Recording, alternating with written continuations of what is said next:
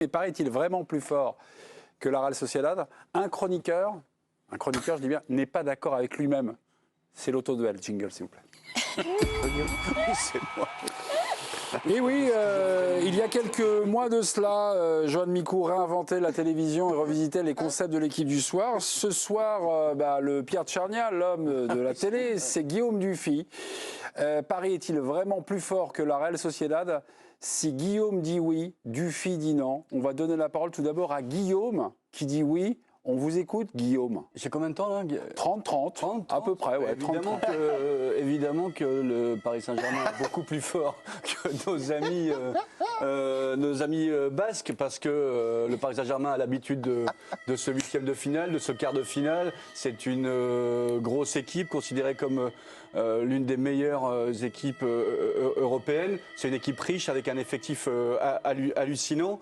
Et puis souvent sa saison commence en février. Là on fait des conclusions maintenant alors qu'il y a du temps. Et puis nos amis de la Real Sociedad ont perdu 3 fois cette année contre la Real, Barcelone et l'Atlético. 3 équipes qui boxent dans la même catégorie que Paris. Mais Guillaume, silence Guillaume. Maintenant on va passer à Dufy. Dufy qui dit non. Alors qu'est-ce qui se passe? Dufy, non, pourquoi? Guillaume dit souvent n'importe quoi. Donc non, évidemment que le Paris Saint-Germain n'est pas largement favori.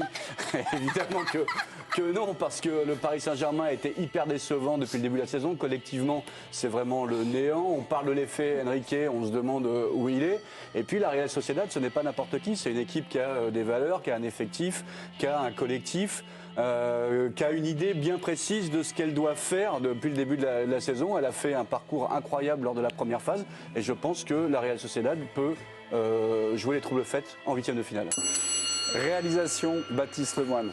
T'es un champion, Baptiste. Vraiment magnifique. Moi, j'ai adoré le plan d'écoute. J'aime mieux le plan d'écoute de Guillaume. Il y a une sorte d'écoute vraiment naturelle. Donc, Paris est-il vraiment plus fort que la Real Sociedad? Si c'est oui, c'est Guillaume. Si c'est non, c'est Dufy. Didier ou Roustan? Non, Didier Roustan, Guillaume ou Dufy, le oui et le non. Votre constat, sportivement, comme ça, et pas sur le papier. Je pense que c'est un bon tirage, compte tenu de ce qu'on pouvait voir, adversaires, qu'on pouvait craindre. Mais je ne suis pas sûr que le PSG ait une grosse marge, quoi. Je ne le vois pas franchement plus fort. Ouais, ça suffit. Enfin, moi aussi, je dois être schizophrène. Non, mais ça va, c'est pareil. Je salue aussi Jérémy Thomas, on me soufflait son nom, c'est celui qui a fait les plans d'écoute et tout ça. Donc Baptiste Lemoine, Jérémy Thomas. Voilà, c'est Steven Spielberg, sans François César. Après, tu me fais rigoler quand tu dis, enfin, je ne sais pas lequel des deux, si c'est Guillaume ou Dufy, qui dit là, on joue Paris, tout ça et tout, Paris se réveille en février. En général, en février, c'est là où ils dorment, puisque ces derniers temps, en huitième, ça a toujours été les dernières années, ils ont chuté. Quand même goûté au oui, oui, mais tu n'es pas d'accord avec ce que tu as dit. Non, d'une manière générale, ces derniers temps, c'est quand même la preuve qu'il y a des chroniqueurs qui arrivent avec des convictions pas très... J'ai pas forcément de conviction sur la question. Ce qui nous a inspiré ce débat, c'est pas non plus donc le fait qu'il y ait un Guillaume et un Dufy, deux personnalités dans le même corps, mais c'est l'expertise de Philippe Montagnier. Le pressing sur la relance, c'est l'une des marques de fabrique de la Real Sociedad. Et une nouvelle fois, dimanche, quand Paris se fait rejoindre à Lille, c'est encore sur une sortie de balle mal maîtrisée, un pressing, et finalement Jonathan David, boum boum boum, qui arrive et qui plante quand même. Là, il y a quand même une vraie carence dans le jeu collectif. La seule défaite du Paris Saint-Germain en championnat cette saison, Nice, c'était à l'époque où Nice passait sa vie dans la surface de réparation adverse et ils ont coulé ce jour-là. Oui, mais Nice n'était pas comme la Real Sociedad, comme te l'a expliqué Philippe Montagnier. C'est pas une équipe qui veut avoir la possession. Parce que c'est l'une des particularités de la Real Sociedad qui, cela étant, termine meilleure défense de son groupe aussi, et je me demande l'une des meilleures défenses peut-être de la première phase. De la première phase. Régis Testelin. Et c'est vrai qu'il y a une culture. Alors cela étant, contre les gros, ils ont perdu, la Real Sociedad. Ouais, les trois. Ils ont perdu contre Real, 3 défaites. Atlético et le Barça. Et Barcelone. Et ils sont 6e au classement. Oui, quand même. Mais quand ils ont pris Reynald de Nouex, c'était l'entraîneur, mais ils lui ont demandé aussi, à tous les niveaux, si tu veux, techniques, de faire une sorte de FC Nantes avec toute la richesse de Reynald de Nouex, tout ce qu'il avait appris en tant que joueur, en tant que et Coco Ciodo, et lui-même. Et il a fait un travail de fond, tu vois, formidable, ce qui est un peu le miroir du PSG, qui ne joue que par à-coup, qui achète des stars, où il n'y a aucune idée de progression sur du long terme. Donc ça va être intéressant. Il y a 6 joueurs qui viennent du centre, visiblement, sur l'équipe. Oui, ils ont un très gros centre de formation, d'où était sorti Griezmann, bon, pour la forme. Et Paris aussi, un ils gros ont... centre de formation, mais pas pour le Paris Saint-Germain. Oui, pas pour le Paris Saint-Germain. Depuis la qualification mercredi soir à Dortmund, Luis Enrique s'est avancé en affirmant que Paris serait beaucoup plus fort en février. Aujourd'hui, Luis Enrique s'est montré extrêmement positif sur les temps de passage. Bref, on est un peu dans la continuité. Il a dit quoi aussi Écoutez-le, regardez. On va l'écouter, Luis. Je vois que mon équipe s'améliore de match en match et qu'il y a beaucoup de choses qui sont très bien faites.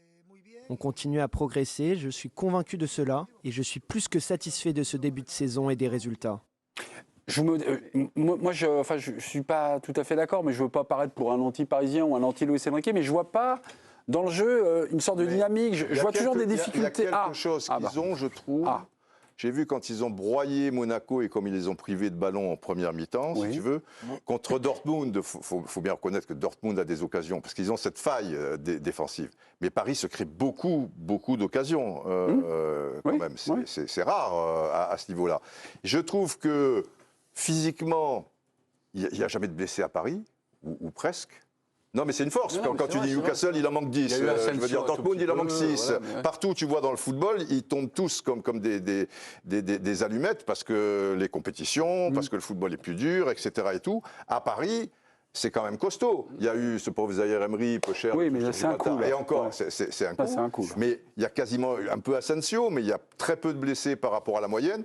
Et je trouve que physiquement, quand même, quand ils jouent haut, il faut que Zaïre Emery, c'est sûr. Ugarte, bon, il est un petit peu déçu ces derniers temps, mais il te broie un petit peu physiquement.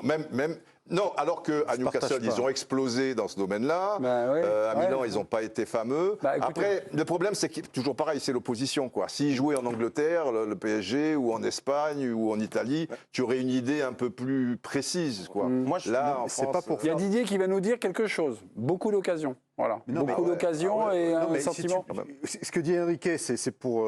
On fait le point sur le dernier mois, on va dire les 3 dernières semaines. Oui, c'est un peu le bilan. C'est partout contre Newcastle que tu sauves à la dernière minute sur un penalty. Oui, le match à 10 000 occasions quand même. Oui, mais le match contre Dortmund, tu es sur un fil pendant tout. Le match à Lille, tu prends un but à la dernière minute.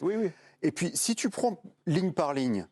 Bon, le gardien, on a vu qu'il y avait beaucoup de soucis avec Donnarumma. Il les a pas réglés. Il est bien au contraire encore plus sur la tangente qu'il était en début de saison. Sinon, c'est un super gardien quand même. Oui, mais bon, en défense, tu sens qu'il y a des grosses périodes de flottement. C'est la défense pour moi. Problème de l'expression technique au milieu de terrain qu'on a pointé du doigt depuis le début de la saison. Tu as des joueurs qui sont en dents de scie. Et l'utilisation des attaquants, Ramos a perdu sa place, Kolo Muani a perdu sa place, Dembélé marque pas de but et Mbappé fait la gueule.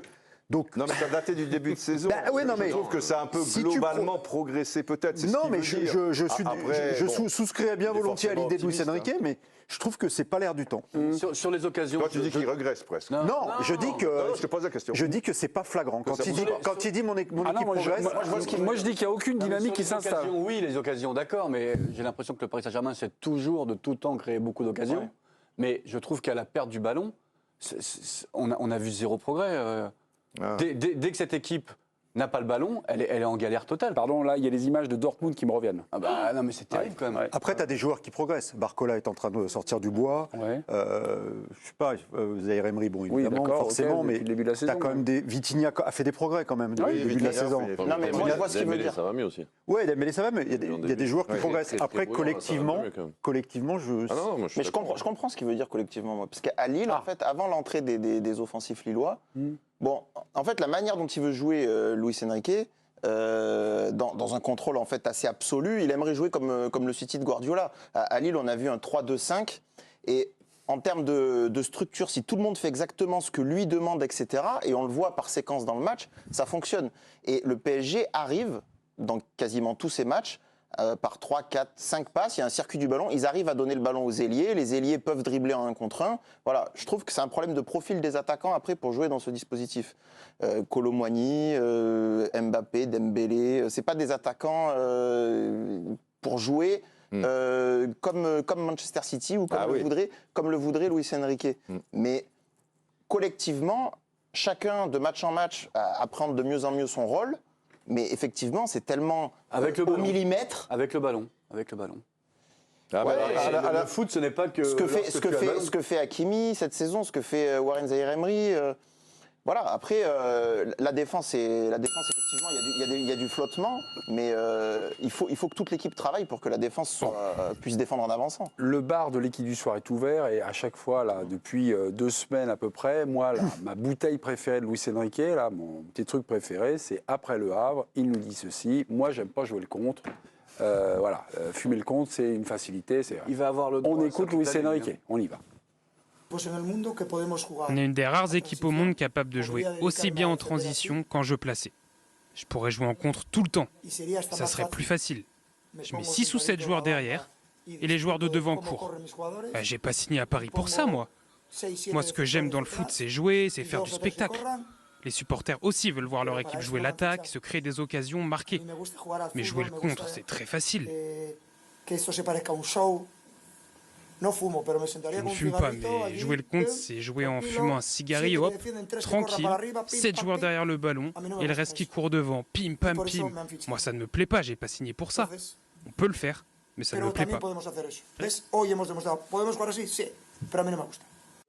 Que si jouer le contre est facile, ça veut dire que gagner en contre, c'est facile aussi?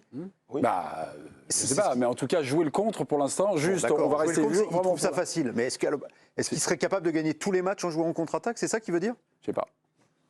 Mais moi, la question. La plupart des équipes qui gagnent la grande, hormis Manchester City la saison passée, mais Real, équipe de France, etc., ça ne joue pas dans le camp adverse et tout, c'est de la transition, c'est des contres. Dans les plus grandes En compétitions, plus, avec les joueurs rapides qu'il a devant, c'est sûr que ça serait c'est là peut-être où plus t'as le simple plus pour lui. changé. Mais bon, Les on est espaces, tenté de tu se les crées en poser la étant bas, question. c'est toujours pareil. Exactement, c'est exactement ça. Moi, Et je trouve puis, ça plutôt maintenant, il sympathique y a de des sa part. C'est entraîneurs- sa culture, c'est sa culture. Non, mais maintenant, il y a des nouveaux entraîneurs qui essayent de jouer le contre en ayant le ballon. C'est ce qu'essaye de faire De Zerbi, un peu Farioli aussi à Nice, aspirer les adversaires et les contrer en ayant le ballon. Son Barça, Luis Enrique, c'était un jeu quand même alterné. Hein. C'était pas que de la possession et de conservation. Avec les 3 de devant, il a aussi joué en alternance avec des situations de contre où le Barça faisait mal. Oui, moi, je pense que les équipes les plus fortes, c'est celle-là. C'est-à-dire être capable d'avoir la possession pour fatiguer l'adversaire, mais être capable aussi de pouvoir te projeter très vite. Il a les armes pour aussi.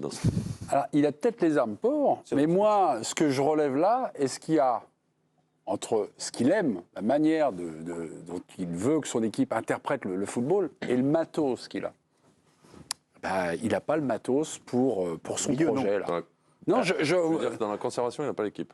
Non, mais dans le milieu de terrain, je trouve il manque un peu de créatif, si tu veux, se la passer, se la repasser ou des choses comme ça. Ça fait partie un peu de la conservation. Il a des pieds, Ougarté, il a des pieds, Ruiz, il a des pieds. Franchement, Barcola, il a joué plus bas. Le petit Lee, il a des pieds. Tu peux jouer avec ces garçons. La possession. Tu peux jouer la possession avec ce. C'est pas Xavi, c'est pas Iniesta, c'est pas Bernardo Silva. Non, mais ils n'existent pas, ces Busquets. garçons-là. Xavi, Iniesta, il faut aller le chercher, je sais pas où. Pardon, mais est-ce que ça serait plus efficace, l'équipe serait plus efficace? Alors, Luis Enrique, il ne le fera pas, hein, mais s'il y avait un football un peu plus simple, un peu plus... Voilà, pour jouer aussi long, direct, en contre, il faut quelqu'un aussi capable de jouer dos au but, et il l'a pas, ça. Après, là, mais il ne joue plus. Ces équipes-là, qui jouent en contre, quand tu disais l'équipe de France, Didier Deschamps, et puis un autre, tu me disais... Le Real, non mais le Real. Après, je trouve que ils avaient des défenseurs. Oui, mais le Real peut. Non, mais Joanne a mieux précisé. Non, mais ils avaient. C'est-à-dire que tu peux faire les deux. Non, mais le Real fait les deux. Hein. Le Real fait les deux. Quand il gagne la Ligue des Champions, quand ils gagnent la Ligue des Champions, c'est quasiment que des ils jouent quand même. Ils envoient Vinicius et Non, mais ils ont des super défenseurs quand même. Je sais pas si toi, on joue en bas et des ballons qui passent devant ou des choses comme ça entre Marquinhos, qui me paraît pas très bien, ce Skriniar qui est un peu truc, et Hernandez qui est toujours aspiré par Parce que vous trouvez qu'il joue. Hakimi, on est d'accord. Didier, parce que vous trouvez qu'il joue haut, Marquinhos. Il est aspiré vers l'avant. Non, je trouve que Marquinhos, il a toujours un peu tendance. Il a toujours tendance à prendre une zone de confort. Si tu joues en contre, pour le coup, tu jouerais bas. Oui, d'accord. Voilà, bah ouais. Bon, mais c'est. Skriniar, vous l'aimez quand il joue haut? Non. Donnarumma, vous l'aimez quand il relance? Bah non, mais moi, si je globalise, je trouve que Si ton équipe est compacte, tu n'auras pas de ballon dans le dos. Si tu as ton milieu qui attaque et qui presse, pour faire une passe en profondeur de 40 mètres, c'est plus compliqué. Ouais. Donc si après tu as ton équipe qui joue haut et qui est capable de le faire, Mais elle n'est pas mais elle est compacte. capable d'alterner cette équipe-là aussi. Mais elle n'est pas compacte. De jouer haut, elle était capable de jouer bas. C'est vrai que le Real, parfois, ils se mettaient en bloc bas pendant un quart d'heure. Ensuite, ils après, retournaient par contre, ils avaient pressés. le ballon après. Ils arrivaient à reconnaître les moments du match. 3 milieux de terrain du Real. Bah oui, mais savoir reconnaître les moments du match où tu dois faire ci, tu dois faire ça, etc., ça s'apprend. Mais c'est si, dans la mémoire si le de l'équipe. PSG tombe en quart de finale contre Manchester City, tu crois qu'il ne va pas les attendre en bas en jouant sur Dembélé et Mbappé en contre-attaque? C'est évident qu'il va faire ça. De toute manière, même s'il ne veut pas, il Oui, aura pas le choix. Donc voilà, donc c'est pas quand ils critiquent les entraîneurs qui font ça, et la moitié des entraîneurs s'adaptent aussi. C'est pas forcément dogmatique d'être un entraîneur de contre-attaque. Mais là, c'était quand même quelqu'un qui Ouais, était enfin je trouve que assez c'est pour dogmatique. tirer la couverture à lui, c'est pas très respectueux des autres équipes. Oh, il a des idées bien arrêtées. T'es sûr de ça, toi? Oui, il a quand même cette culture-là, en ayant joué à Barcelone, même s'il a commencé au Real, tu vois. Après, il n'est pas obligé de prendre même. un cigarillo et dire c'est hyper facile de jouer derrière. En Oh, contre. ça me dérange pas, alors on peut plus rien dire, Non, on peut non, plus rien mais si, faire, si. parce que tout Mais est si, mais- disséqué, non, mais il a le droit- il a le droit- pour Non, le mais il a le droit de le machin. dire, mais on peut aussi Il ne le fait pas bien. être d'accord avec ce qu'il dit. Oui. Avec la manière dont il dit. Avec le fond. Il y a un côté un petit du peu... fi. ouais. Mais il ne doit pas aimer justement les Ah non, gens qui jouent comme ça. Ah non. Justement, c'est une manière de les mettre aussi... C'est pas plus mal qu'ils disent ce qu'ils pensent. Virginie, une petite information complémentaire sur le match de demain? Oui, c'est Dembélé qui est forfait pour la réception de Metz. Le club préfère le préserver à cause d'une alerte aux ischio-jambiers. Tenas aussi sera absent. Le gardien espagnol a été légèrement touché à l'épaule droite contre Lille. De toute façon, Donnarumma n'est plus suspendu, donc il peut reprendre sa place dans la cage parisienne. Paris est-il largement favori sur le papier? Non, est largement favori sur le papier, c'est Philippe Montagnier. Mais qui gagne? Est-ce que c'est Guillaume ou Dufy? Paris est-il vraiment plus fort que la Real Sociedad? Ah ouais. Ben non. C'est Dufy qui s'impose contre Guillaume. Voilà. Les gens ont peur.